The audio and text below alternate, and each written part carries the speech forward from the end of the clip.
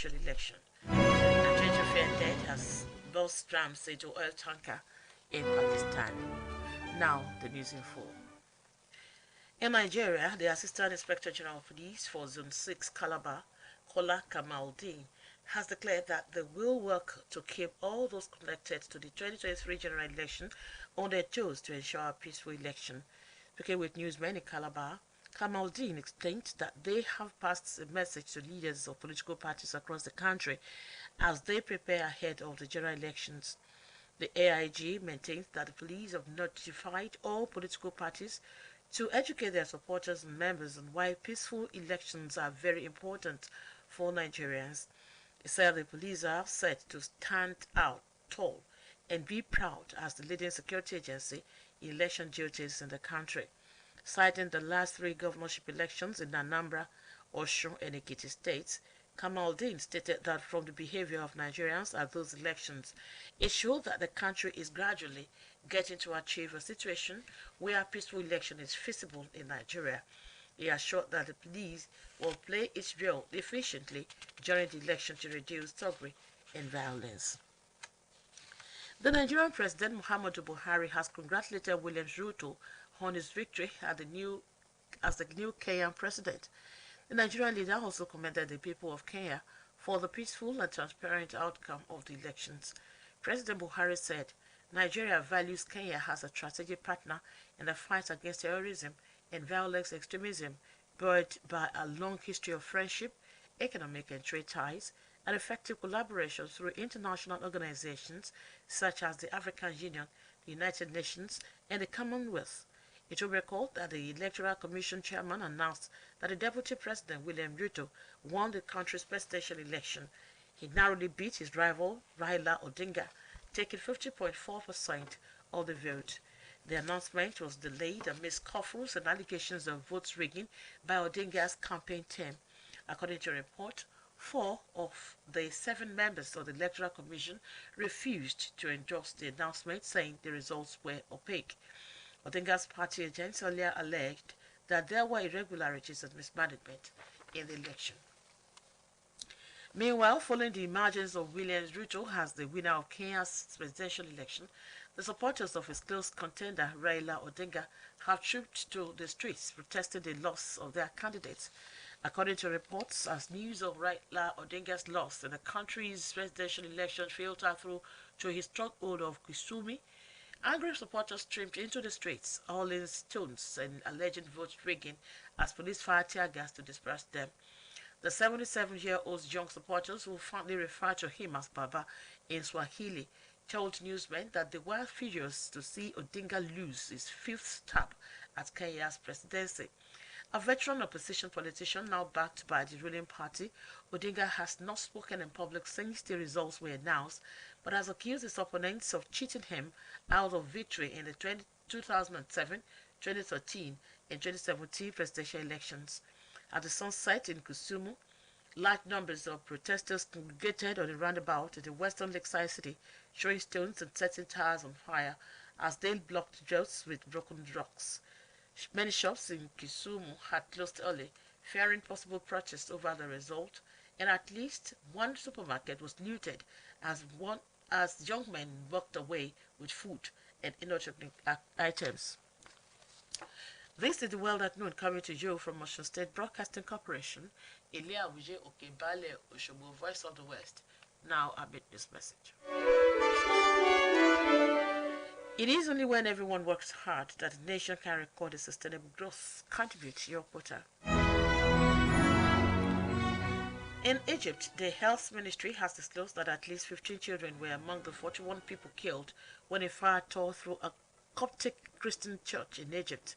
The health ministry explained that most of the deaths emanated from the smoke inhalation and a stampede when people rushed to flee the church through a blocked exit. According to relatives, church officials, local hospital, and Egyptian news outlets, the child victims included 5-year-old triplets, Mariel, Yusuf, and Philopator Basim.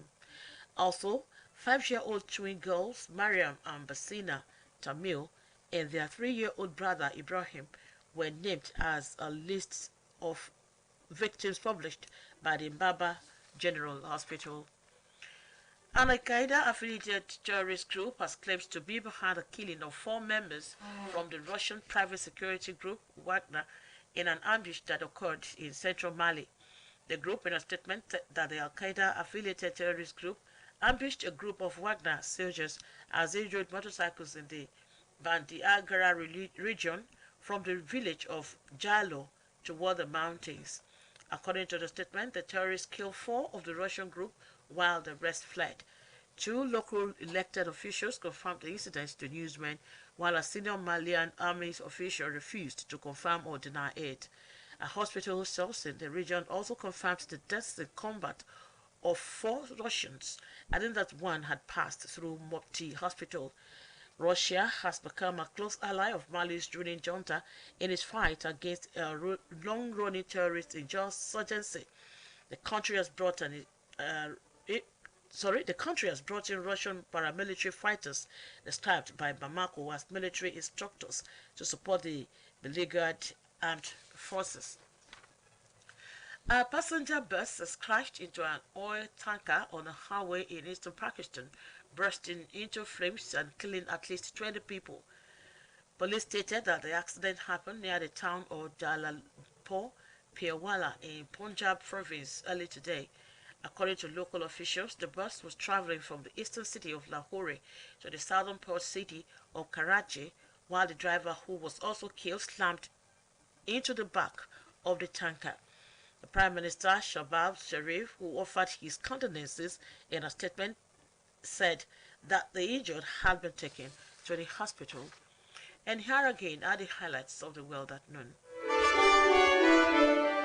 In Nigeria, the Assistant Inspector General of Police for Zone 6, Calabar, Kola Kamaldeen, has declared that they will work to keep all those connected to the 2023 general election to be on their toes to ensure a peaceful conduct.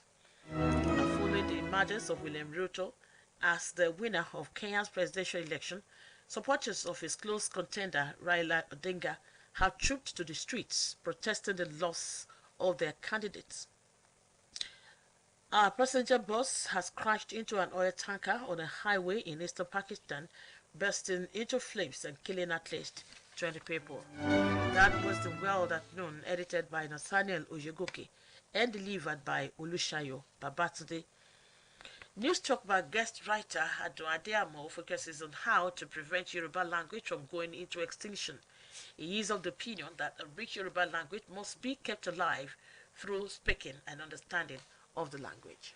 Language is an endowed, innate ability, capability of man for the expression of his ideas, concepts, and feelings. This could be through science, speaking, or writing. God has endowed each group of his creation with its language, which is understood by all members of the same group. We are all equally aware that man in various settings and locations has his own language, which is closely linked to his culture, tradition, and survival. For example, Yoruba language is original and innate to the Yoruba people of the southwest of Nigeria. It is rich enough to capture the mood of the people and vibrant enough to express more deeply communal relationship. Yoruba proverbs and wise sayings are so deep that they can never be adequately expressed in foreign language. Yoruba language, which is our mother tongue, meets all our linguistic needs. It is therefore sad to observe that the Yoruba language, which is being spoken by one of the largest ethnic groups in Nigeria and in the diaspora, is at the risk of going into extinction because it is not used in many homes anymore. It has been jettisoned by the elites. The literate and the learned in the society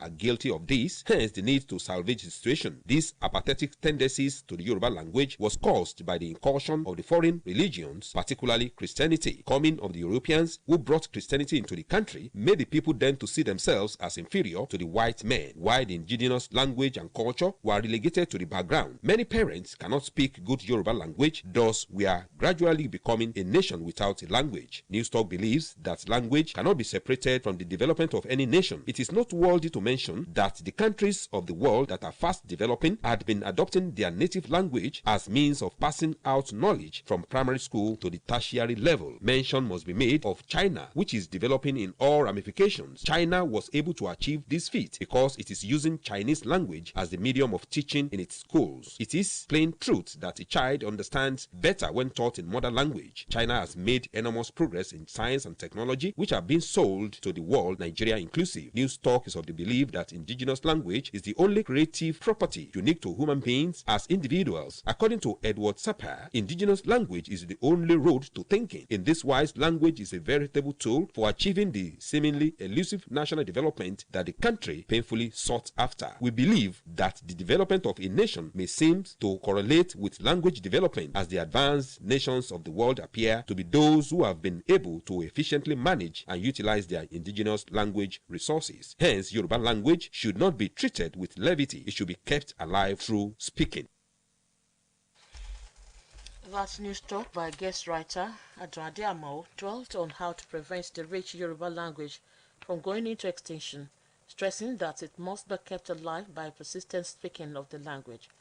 The script was read by Adeniyi Kinde. For more about us, you can log on to osbcng.org. Thanks for listening. Good afternoon.